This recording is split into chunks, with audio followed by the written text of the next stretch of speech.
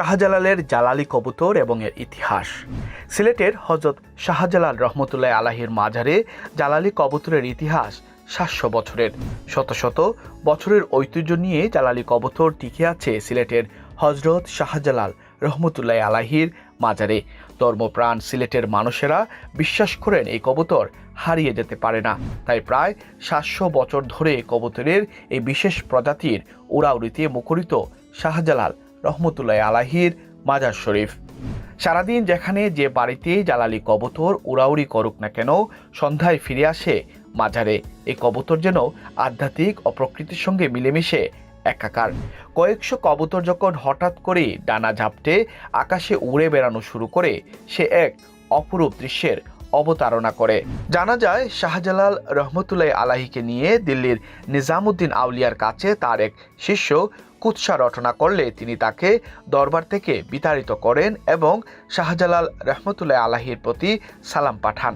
তখন শাহজালাল রহমতুল্লাহ আলাহি একটি বাক্সে প্রজ্বালিত অঙ্গারের সঙ্গে কিছু তুলা পাঠান, যা ছিল একটি আধ্যাত্মিক নিদর্শন।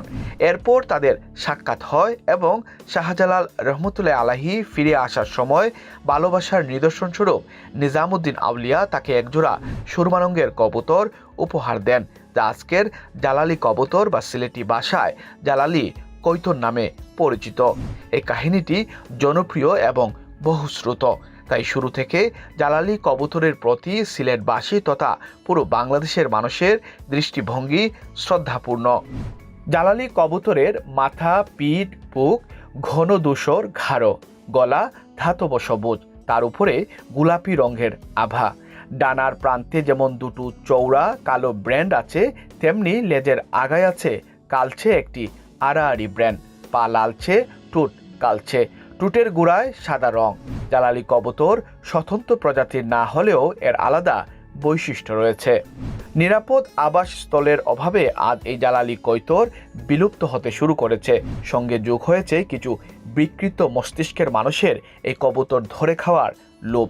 সিলেটের এই অনিন্দ্য সুন্দর আধ্যাত্মিক নিদর্শন ধরে রাখতে সচেতনতার পাশাপাশি নিরাপদ আবাসস্থল গড়ে তোলা খুব বেশি জরুরি হয়ে পড়েছে।